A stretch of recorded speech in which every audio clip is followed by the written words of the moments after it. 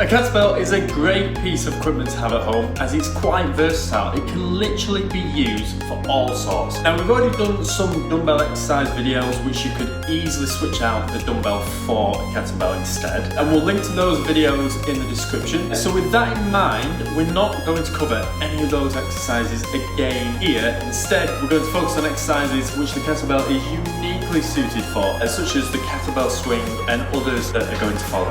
So let's get into the exercises now, and then we'll go through them in a little bit more detail.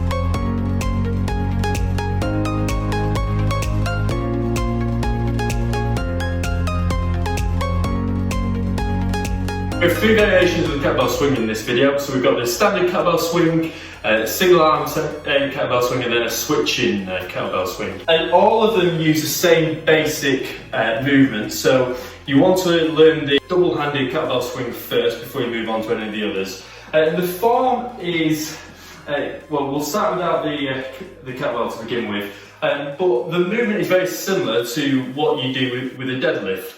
So we've already linked to the description the dumbbell exercise videos that we've done. So click the Lowerbody one if you need a little bit more help on the deadlift. But for this one, what you're going to do is get into that starter position, which is soft knees. You're going to push the hip back. You're going to try and keep your back as neutral as you can. And then the movement of the kettlebell comes from explosively locking out the knee and the hip simultaneously. So this sort of movement.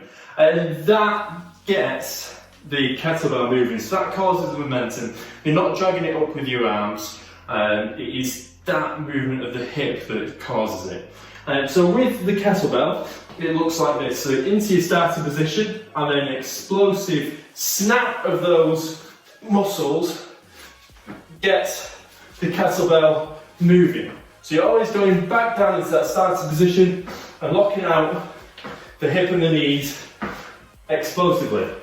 Now, with this one, as you start to go, you'll probably find that the kettlebell is getting higher and higher. So two things.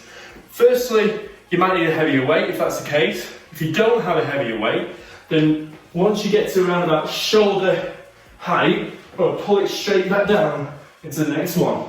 So you're making it more difficult for yourself by causing, by speeding up. The single arm kettlebell swing is the same movement, but you're having to use more of your core to keep your body steady as you're doing it. Now I tend to hold my arm behind my back. You can hold it out to your side if you wish, whatever feels most comfortable for you. And then you're going to do the same movement, but it's going to be a bit more challenging because the weight is on one side. So, but the fundamental movement is exactly the same. So straight on, it looks like this.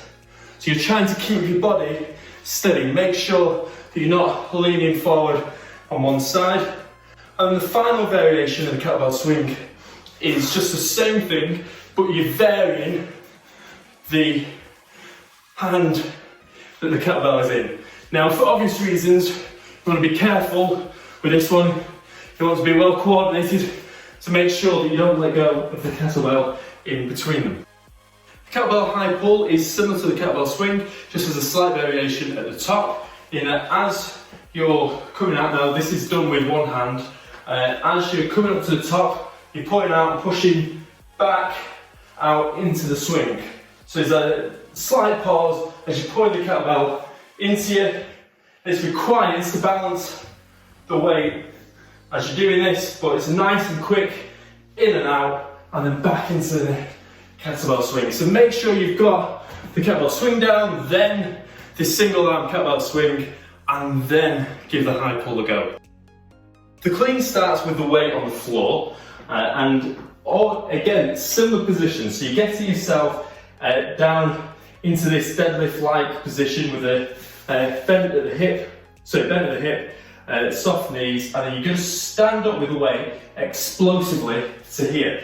Now, as you're doing that, you're going to rack the kettlebell so it sort of sits against your forearm here. Now, as you do this, you want to be careful, because if you allow this to swing over, then you're going to feel that on your wrist, okay? So you want to be well coordinated for this movement, so you're standing up and then catching it here. So a good grip, a good tight grip on the handle will stop the kettlebell from flipping all the way over. So just like this.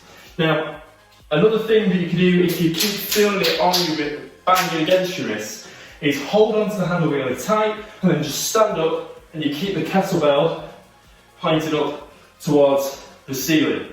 And that will stop it from floating, so swinging around and hitting your wrist, but it requires a hell of a lot of grip strength to do it. It's quite an advanced exercise. I would master the other ones before you move on to this.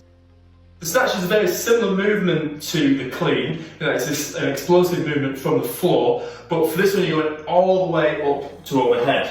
And in the same way, you're going to be racking the weight against your wrist, but if you're feeling that, again, bang on the wrist, you can do the same thing as you do with the clean. Take a really strong grip of the handle and keep the kettlebell pointed towards the ceiling. So it looks like this. The starting position is the same as most of the other exercises that we've done, and then you're just standing up explosively and then back down to the floor. So standing up explosively and then back down to the floor.